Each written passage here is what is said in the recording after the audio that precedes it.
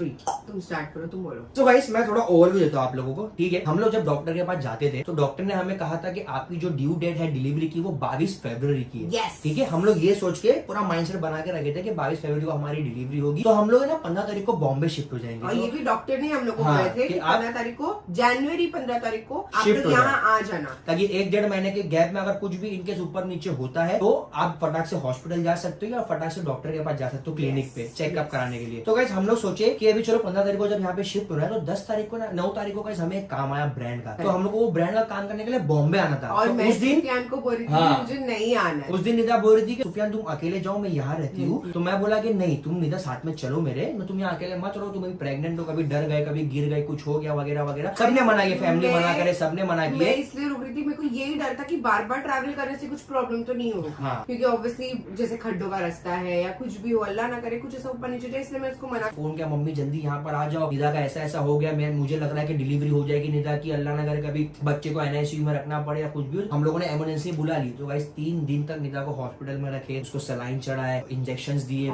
Steroids के injection दिए, steroids के इंजेक्शन दिए, जिससे जो मुझे आईवी चढ़ रही थी उसमें मेडिसिन थे जो दर्द को रोकेगा, और वो दर्द को रोकने के टाइम पे जो वो दवाइयां थी वो अगर बेबी को इफेक्ट हो जाए तो वो इफेक्ट ना हो, उसके लिए बेबी के लिए स्टीरॉइड्स दे रहे थे कि बेबी का लंग्स अंदर प्रिपेयर हो जाना चाहिए कि वो लड़ सके अंदर। क्योंकि जब एनएसटी निकाले थे अब हमें एनएसटी के लिए एनआईसीयू में रखना पड़ सकता है। देयर इज नो श्योरिटी की नहीं होगा कि ये टाइम पे ऐसा बोलते हैं कि 36 to 37 वीक्स में बेबी का लंग्स का डेवलपमेंट होता है, और अगर उससे पहले अगर बेबी आ जाए तो लंग्स के डेवलपमेंट के लिए बेबी को रखना पड़ता है एनआईसीयू में। तो मैं इतनी पैनिक हो गई, मैंने आज तक इतना, मैं खुद के अलावा कभी इतना मतलब ऐसा सोची नहीं थी कि खुद को जगह चलेगा, मेरे दिमाग में यही चल रहा था, बट बेबी को कुछ नहीं होना चाहिए, मेरे दिमाग में यही हो रहा था कि बेबी सेफ आना चाहिए बाहर। और मतलब पूरे 9 मंथ्स मुझे ऐसा हो गया था कि मैं इतनी तकलीफ मुझे हर किसी ने बोला था कि जब तुझे डिलीवरी होगी तो तेरी डिलीवरी बहुत आसानी से होगी, नॉर्मल डिलीवरी होगी इंशाल्लाह, अल्लाह ने चाहा। तो मैंने अपने दिमाग में बट माइंडसेट रखी थी कि मुझे ऑपरेशन हो सकता है, बट पता नहीं मुझे ये था कि मैं कट जाऊंगी चलेगा, बेबी को कुछ नहीं होना चाहिए। और जाने तक मैंने अपने अंदर मतलब मुझे सुफियान ने बस एक ही चीज बोले कि अगर तुम सैड होगे ना नीता, बेबी भी अंदर सैड होगा, तुम रोगे ना बेबी भी अंदर उसको कुछ हो रहेगा, तुम अपनी हिम्मत रखना। तो उसी चक्कर में मैंने रात में भी मतलब अपने यहाँ पे वो हिम्मत में रखी, पूरी रात में हिम्मत में थी कि मुझे पता है कि कल सुबह में ऑपरेशन होने वाला है। आई वॉज लिटरली एक्साइटेड कि बेबी को मिलूंगी मैं, बट बस ये था कि मेरे दिमाग में कि बेबी को तकलीफ नहीं होगी निकलने के बाद। और ये भी था कि क्या मैंने इतना स्ट्रेस ले लिया उसके वजह से ये हुआ, क्या मैंने इतना काम का लोड ले ली इसकी वजह से ये हुआ, क्या मैं मेरे वजह से तो कुछ नहीं हो रहा है। मैं मतलब एक वो चल रहा था कि am I the reason behind all this, जो मेरे बेबी को सफर करना पड़ रहा है। बट मेरे को सब करने पड़े कि नहीं निदा ये सब नॉर्मल है, इट इज वेरी कॉमन, कभी कभी हो जाता है। And I am lucky to have him and the family members, क्योंकि उन्होंने मुझे बहुत सपोर्ट की, सब लोग की हिम्मत, मेरे को सब लोग अपनी हिम्मत दे रहे थे। वो दिन मैं आज तक नहीं भूल सकती जब मेरे को डॉक्टर ने बोला था एनआईसीयू के लिए। मेरे को हर बार मैं ऐसा अपना मन मार के जीती थी, मैं वो नहीं खाती थी जिससे मेरे बच्चे को तकलीफ हो या कुछ भी हो, बट फिर पता नहीं क्यों हो गई। तो मेरे दिमाग में ये था कि क्यों हुई, ये मेरे साथ हर बार क्यों होता है।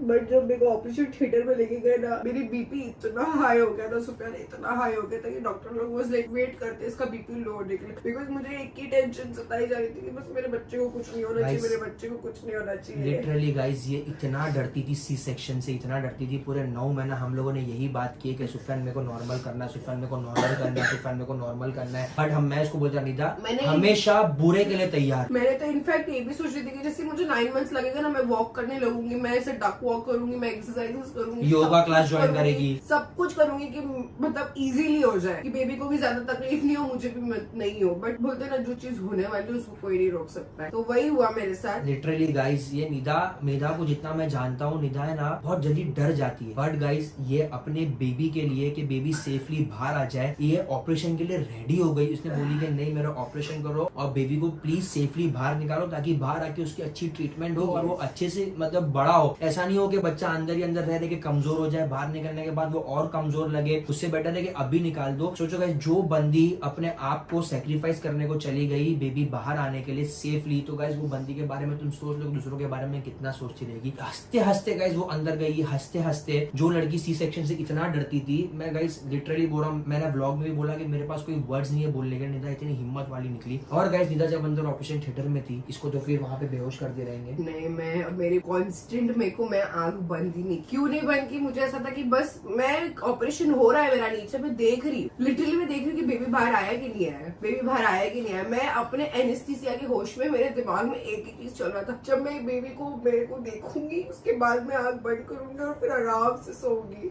तब तक मैंने अपनी आंखें में बंद नहीं की। मैं सब डॉक्टर मेरे पास आ रहा तो मैं एक ही चीज पूछ रही हूँ, बेबी कैसा है, बेबी हुआ, बेबी आया, बेबी आया। तो डॉक्टर लोग बोले कि इसको साफ करने लेके गए, और एक ही चीज एनआईसीयू में तो डालने की, मतलब वो टाइम में ऐसा लग रहा था कि बस अल्लाह कुछ ऐसा चमत्कार कर दे कि मेरे बच्चों को एनआईसीयू में डालने की नौबत ना आए। कोई माँ नहीं चाहेगी कि उसका जब आए 9 महीने, जब आप इतना रखते हो, आप इतना सोचते हो, हर एक छोटी छोटी चीजों में सोचते हो, ये करूंगी तो ऐसा हो जाएगा, वो करूंगी तो ऐसा हो जाएगा, और अचानक से अगर ऐसी कुछ होता है तो आपको बहुत तकलीफ होती है। और आज मुझे ऐसा लगता है कि हमारी जो मॉम्स है उन्होंने भी बहुत कुछ सोचा है कि हमें डिलीवरी करने के टाइम पे, बट लिटरली मैं बता रही हूँ कि आप लोगों की दुआ की वजह से, मेरे घर वालों की दुआ की वजह से, सुफियान की दुआओं की वजह से आज अल्हम्दुलिल्लाह बेबी सेफ है। जब हम लोग ऑपरेशन थिएटर के बाहर खड़े थे, मेरे ना हाथ पैर कांप रहे थे। मैं बस यही सोच रहा था कि अंदर निदा सेफ रहे और बेबी सेफ रहे, बाहर आने के बाद बेबी की कुछ ऐसी तकलीफ ना हो बेबी को कि बेबी को एनआईसीयू में रखना पड़े या उसको अंडर ऑब्जर्वेशन रखना पड़े,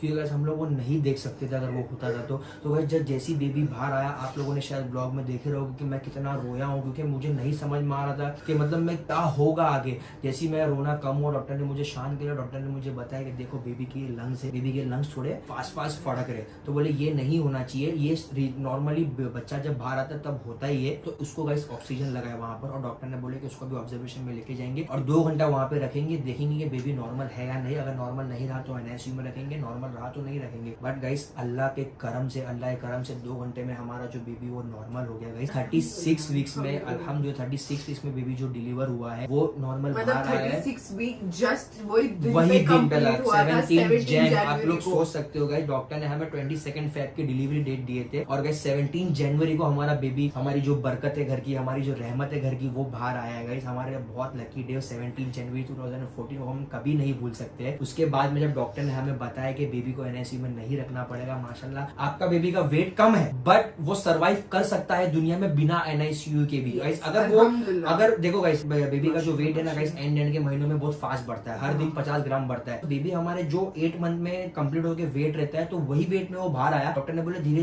धीरे उसका वेट बढ़ेगा जब वो प्रॉपर मतलब जब उन्होंने लास्ट सोनोग्राफी निकाले थे उसमें जो वेट आया था, और बेबी जब डिलीवर हुआ था 7 डेज बाद उसके, तो भी बेबी का उतना ही वेट था। मतलब वो 1 हफ्ते में बेबी का वेट बढ़ना चाहिए था, 50 ग्राम बढ़ना चाहिए था, वो वेट बढ़ा ही नहीं था। और वो क्यों हो रहा था? क्योंकि इन्फेक्शन की वजह से जो बेबी को ब्लड सप्लाई होने में प्रॉब्लम दे रहा था। बट अल्लाह का लाख शुक्र है, मतलब जब मैं ऑपरेशन थिएटर से बाहर भी आई तो मेरा एक ही सवाल था कि बेबी का है, कसम से बेबी का है। और हम लोग बोले नहीं था सेम तुम्हारी तरह है, सेम तुम्हारी तरह। आप लोग प्लीज जाके पूरे ब्लॉग्स देखो, आप लोग को पता चलेगा, आप लोग हमारी खुशी में शामिल हो जाओगे गाइस। तो बस गाइस यही हमारी जो है जो भी है गाइस, आप लोग को पता चले जाएगा जब उसका फेस रिवील होगा। ठीक है गाइस, तो ये थी निदा की डिलीवरी का जो है वो। बट 2 घंटे जब बेबी बाहर वापस आया तो क्या रिएक्शन था सबका? रिएक्शन